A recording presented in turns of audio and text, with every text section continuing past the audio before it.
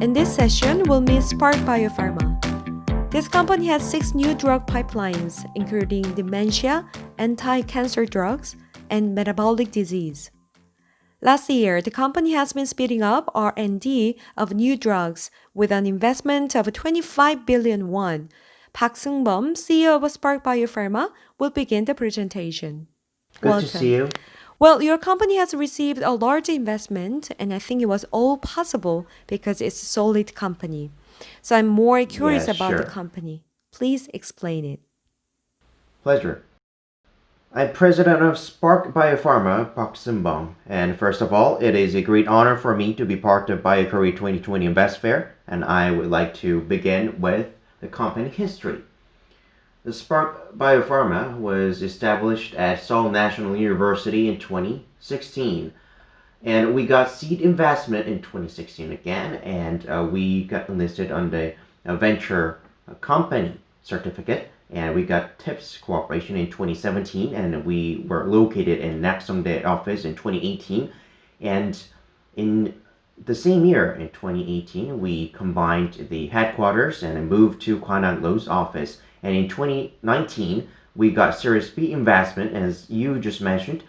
We got a Series B investment of 25 billion Korean won worth, and currently I'm conducting the research. And now I'll move on to the overview of the company. Our capital is slightly below 1 billion Korean won, and our total asset is 27 billion Korean won. And I'm currently the president and CEO of the company.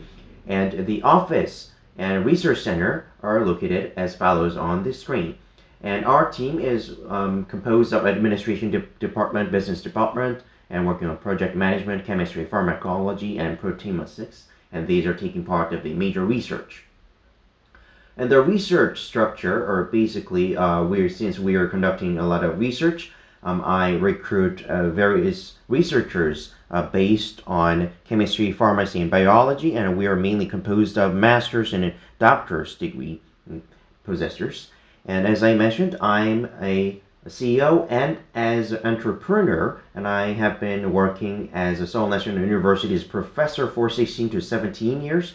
And there is an initiative named National Creative Research Institute Core, and I have been getting investment, and I am currently working on a lot of chemical biology and organic chemistry, life science, among others. And since I'm a dreamer, however, that is not enough, so I recruited a lot of C-suite members. So I recruited those people who have a lot of experience from other companies or organizations. And for instance, Vice President Jung Jae-un has a doctorate degree of pharmacy at Seoul National University, and he was an expert commission member at KDDF, and he has also had a research planning team at CNC. And here, Executive Director Kim Dong-min, who worked as a project manager at Celltrion, and he was also assistant management head at KDDF. And as I mentioned, the pharmacology, chemistry, and proteomics at the R&D three sectors, there are Executive Director Chung Mi-da and An Sung-ho, and Lee Jae-jin, head researcher, are taking part of these three different categories. And now let's move on to the business model. And before I begin, I would like to mention the mainstream of the pharmaceutical new research. So early discovery, like finding out what kind of protein or system work and what kind of controlling power they have, and we discover that early, and we find out a new leading material, and based on that we create more clinical models, and then we go through preclinical research and then go through phase 1 to 3. And then unlike other industries, for this we have to get approval for each step, and we have to control this really well. And many pharmaceutical companies have a lot of struggles from jumping from early discovery to lead, because there needs a lot of programs. So many pharmaceutical companies do this Me Too program initiative, which is borrowing lead compound from other companies, or they become fast followers using major concepts to go through research. However, unlike them, we, instead of following the same step, we wanted to make new innovation, and we focus on early discovery, and we want to move on to this leading innovation and create a first in class, namely creating a new drug. And I As a Seoul National University professor for 16 to 17 years, and as a member of National Creative Research Institute Core for about 10 years, I have been taking a lot of time to come up with how I could come up with new innovative program as a scholar. And thanks to that, I could come up with a new innovative platform. And based on that, if I come up with new medical programs, then maybe I could make a success. So I have been dreaming on that. However, at university, I couldn't come up with this, so I established this new shareholding company called Spark Biopharma. So on this, I wanted to discover what kind of new hit I could come up with and what kind of assays I should work on. And based on this new materials substance, I wanted to come up with new candidate materials, and I came up with various. And based on the results, I wanted to come up with leads and candidates and preclinical research and phases. So that was all done by Spark Biopharma. And there are a lot of different procedures to get FDA's approval. For example, MDO profiling or MOA study or medical chemistry, among others. And also through GLP and biomarker development, we figure out what kind of development we can come up with, and in result, we have to license out the candidate agents, or we develop individually to come up with new drugs based on our platforms. And as I mentioned before, the stage of coming up with new drug discovery is really what matters. And I, as a professor, I recruited a lot of doctor candidates, students, and in terms of new drug development, I wanted to come up with innovation. So we conducted research with National Creative Research Institute Core.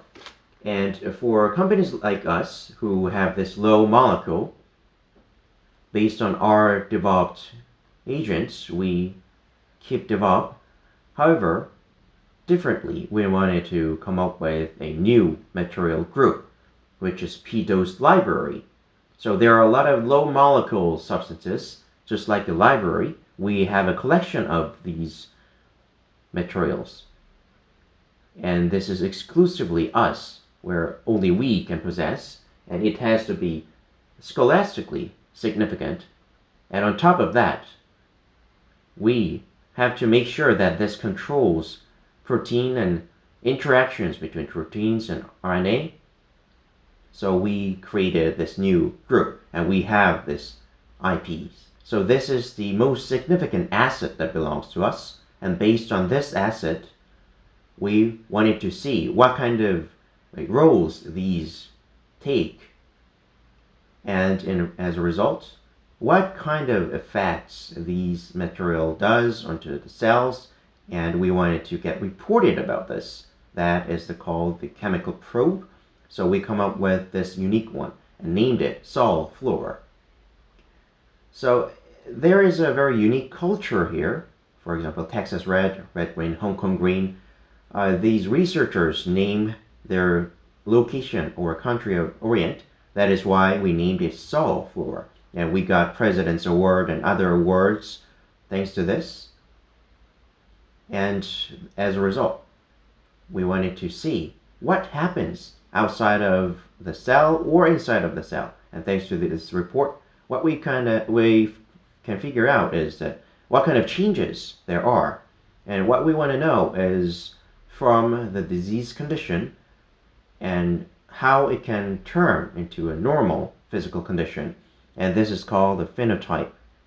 And for example, for diabetes is a disease where it cannot absorb glucose. So we kind of want to know what kind of change can be made to decrease the glucose. So based on all the research, we wanted to establish a platform to find this out. And the platform, here comes the target ID.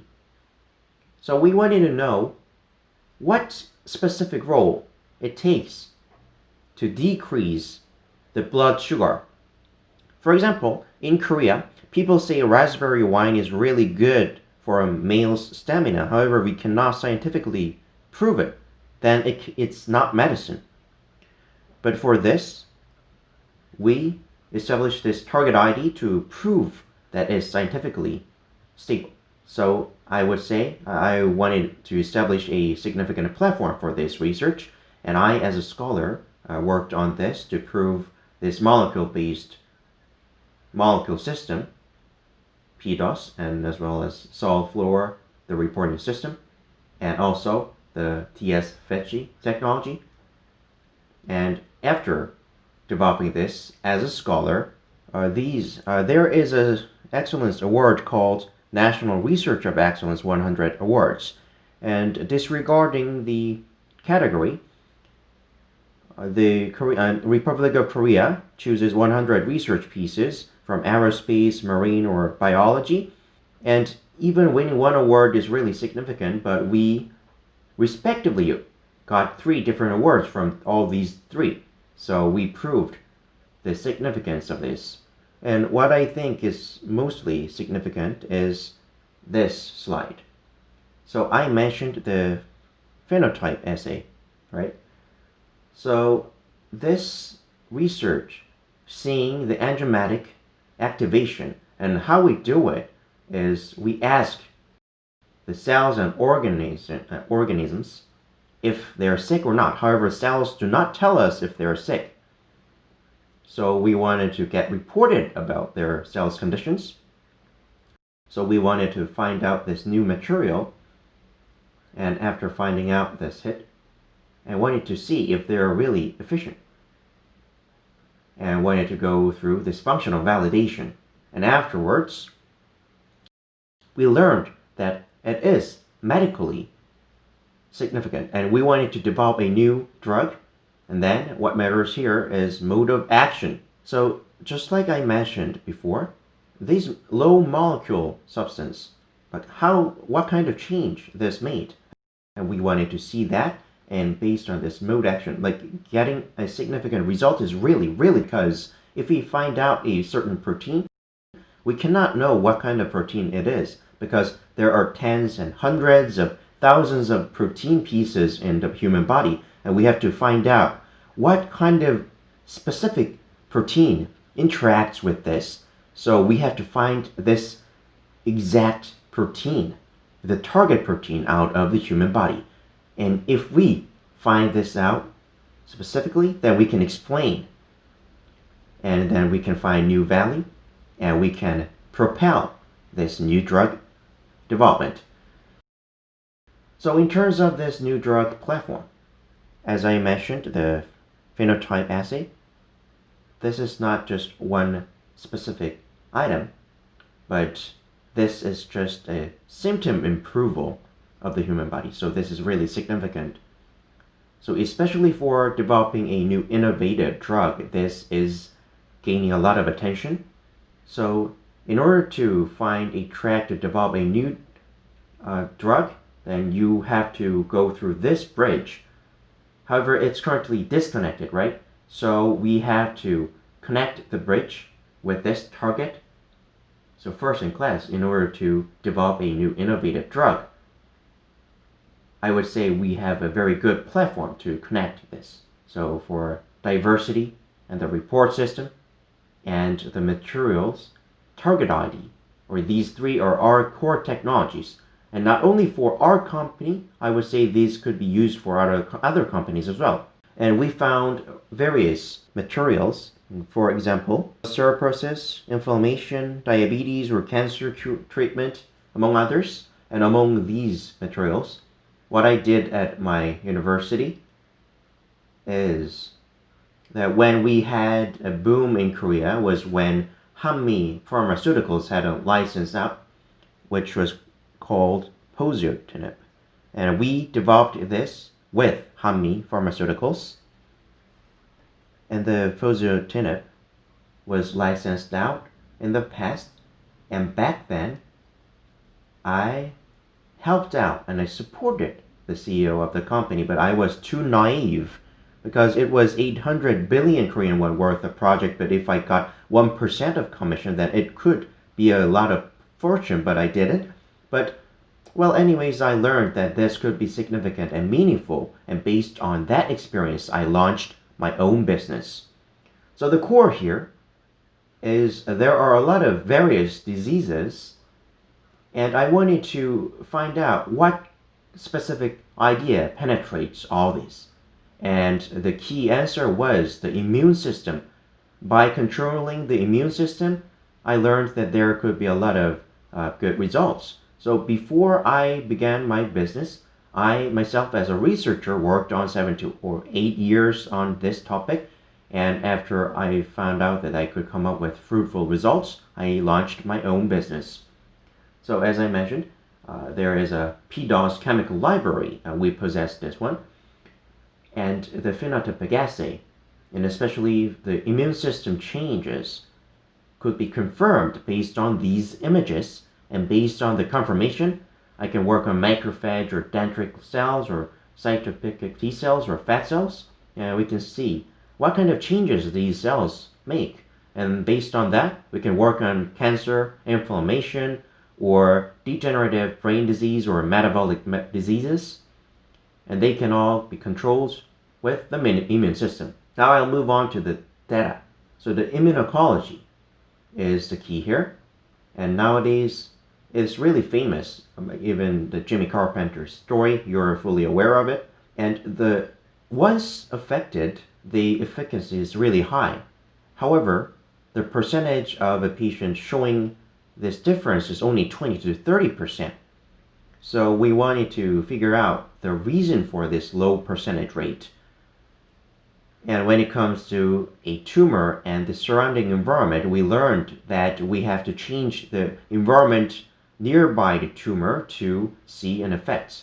So our clinical point is changing the inhibitor and working on oncolytic virus. The oncolytic virus is already very famous thanks to Silagen pharmaceutical company. And once co-treated with this for skin cancer, when cancer cells just increase, we learned that by controlling the environment around the cancer cell, we could see changes. And also, what the oncolytic virus has as a trait is that the problem was that it kept degrading. However, by controlling the immune system, we enabled the virus to reboost. And we worked this co-research with University of Texas, and we are currently seeing a lot of significant results. And now this is the immune system, and what changes the immune system is the non-alcoholic fatty liver. So there is no current cure or treatment, but what I think is that we can treat this non-alcoholic fatty liver, especially when it comes to inflammation. When liver becomes fatty and then turns into fibrosis, then it's really bad for your health, and we wanted to figure out what the background reason, and that was because of high inflammation level.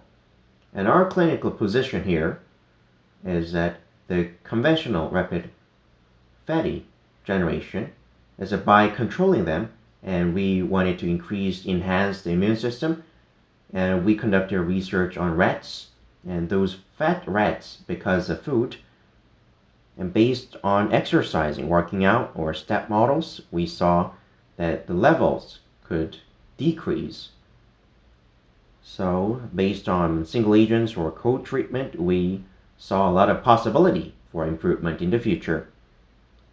And we are currently developing candidates to go through further clinical research.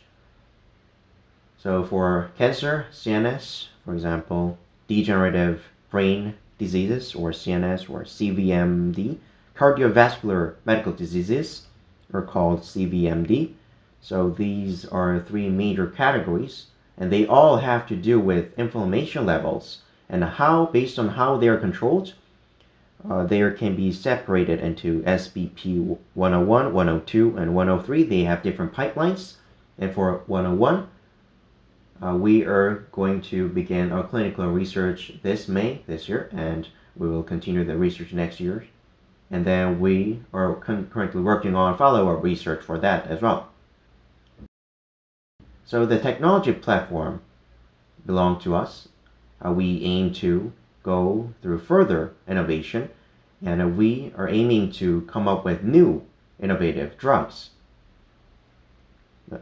So there are a lot of different companies who look forward to achieving this, and based on our cumulative experience, we are aiming to continue this and come up with an ultimate goal by establishing a further company. So far, this was the end of my presentation, and thank you, and it was a great honor for me. Thank you for listening. It seems you have already acquired a well-recognized technology, which is more than just putting your effort. A company with a lot of know-hows, indeed. We look forward to seeing new innovations from you. Thank you.